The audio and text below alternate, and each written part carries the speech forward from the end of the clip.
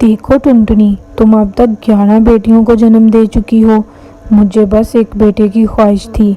अगर इस बार बेटा ना हुआ तो मैं तुम्हें घर से बाहर निकाल दूंगा। ए खुदाया, इस बार तो मुझे बेटा दे दे, नहीं तो मेरे पति मुझे घर से बाहर निकाल देंगे।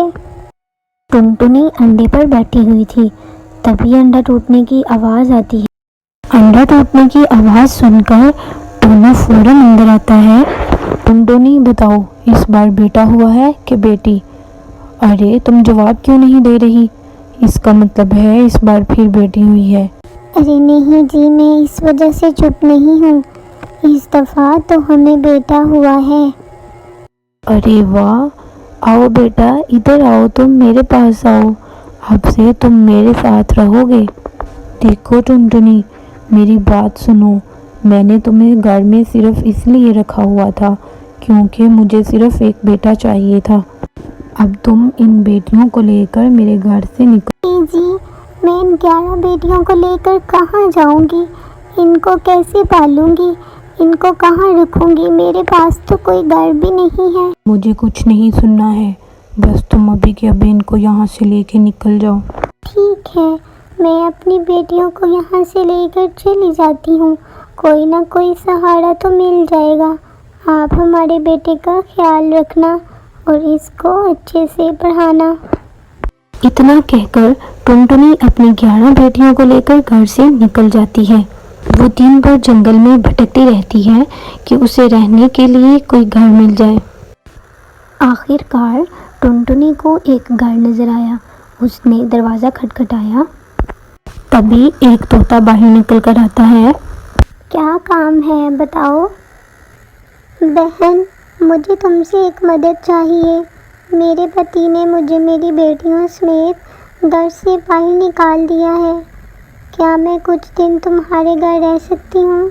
मेरे पास रहने के लिए कोई जगह भी नहीं है। कुछ दिन के अंदर मैं दूसरा घर ढूंढ। अगर किसी के पास घर नहीं है तो उसे घर में रखने का मेरा ठेका नहीं। और वैसे भी तुम्हारी इतनी सारी बेटियां हैं, मुझे इनसे अपना घर नहीं गंदा कराना। लेकिन तुम्हारे पास एक रास्ता है। बताओ ना बहन, मेरे पास क्या रास्ता है? मैं अपनी बेटियों को कहाँ लेकर जाऊँ? तुम अपनी बेटियों को अमेज़न के जंगल में ले जाओ। वहाँ पर कोई पक्षी नहीं रहता और तुम्हें घर बनाने के लिए बहुत सारी जगह भी मिल जाएगी। लेकिन वहाँ कोई पक्षी क्यों नहीं रहता? और वहाँ कोई खतरा तो नहीं? हा, वहाँ कोई पक्षी इसीलिए तो नहीं रहता क्योंकि वहाँ रहने में बहुत खतरा है। इतना कहकर तोता वहाँ से चला जाता है। माँ, मुझे बहुत भूख लगी है। माँ, मुझे खाना दो, नहीं तो मैं मर जाऊंगी। अब बेचारी टुनटुनी के पास उस जंगल में जाने के अलावा कोई रास्ता नहीं था। अब मैं तुम सबको अमेज़न के जंगल में ले जा रही हूँ। इसके अलावा मेरे पास और कोई रास्ता नहीं। इतना बोलकर टुनटुनी अपनी बेटियों को अमेज़न के जंगल में ले जाती है। वहाँ पर उसे एक खाली घर दिखता है। टुनटुनी अपनी बेटियों को लेकर उसी घर में चली जाती है। काजल बेटा, मैं तुम सबके लिए खाना लेने जा रही हूँ।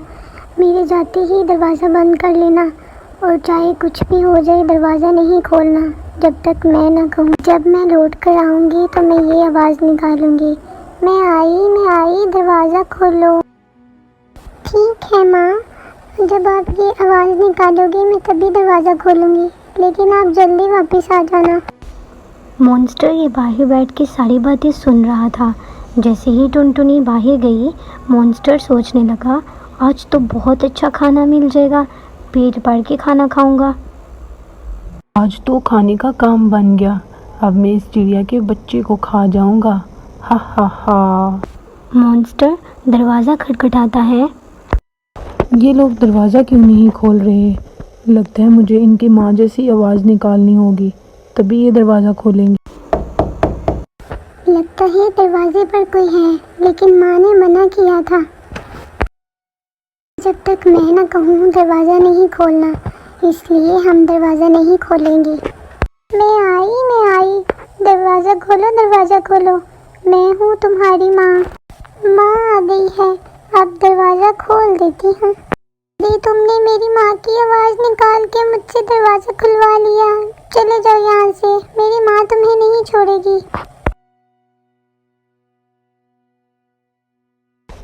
तुम्हारी माँ मेरा क्या कर लेगी, अब मैं तुम सबको खा कर ही जाऊंगा। काजल सोचने लगी, मैं किसी तरीके से इसको बातों में लगाती हूँ, हो सकता है तब तक माँ आ जाए। अगर तुमने मेरी किसी भी बहन को हाथ लगाया तो मैं ही तुम्हें मार डालूंगी। तुम बहुत बोल रही हो, सबसे पहले मैं तुम्हें ही खाता हूँ। से ही मॉन्स्टर काजल को खाने के लिए आगे बढ़ता है तो टुनटुनी वहाँ पहुँच जाती है। रुको मॉन्स्टर, खबरदार अगर तुमने मेरी बेटी को हाथ भी लगाया। तुम मेरा क्या कर लोगी, मैं तुम्हारे सामने ही तुम्हारी बेटी को खा जाऊंगा। टुनटुनी मॉन्स्टर पर हमला कर देती है और दोनों में लड़ाई होने से मॉन्स्टर की मौत हो जाती है। टुनटुनी जख्मी हो जाती है।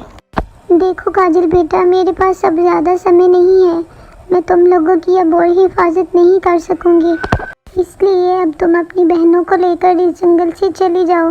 ये जंगल तुम्हारे लिए सुरक्षित नहीं है बेटा। टुनटुनी की वहाँ पर मौत हो जाती है।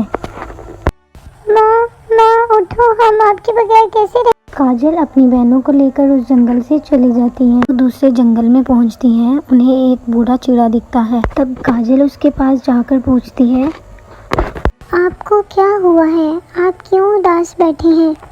बेटा, मैं आज अपने बुरे कर्मों की सज़ा भुगत रहा हूँ।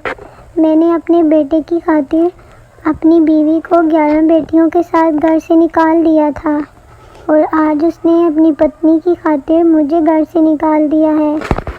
पिताजी, मैं आपकी ही बेटी हूँ, आप फिक्र ना करो, आप हमारे साथ चलो। बेटी, मुझे माफ़ कर दो, मैंने तुम सबको घर से बाहर निकाल कर तुम्हारे साथ बहुत गलत किया था, मुझे माफ़। पिताजी, आप हमसे माफ़ी ना मांगो, आप हमसे बड़े हैं। चलो, आप हमारे साथ चलो, हमारे घर में। कहकर काजल अपने पिता को अपने घर ले आती है और वो सब मिलकर खुशी खुशी रहने लगते हैं।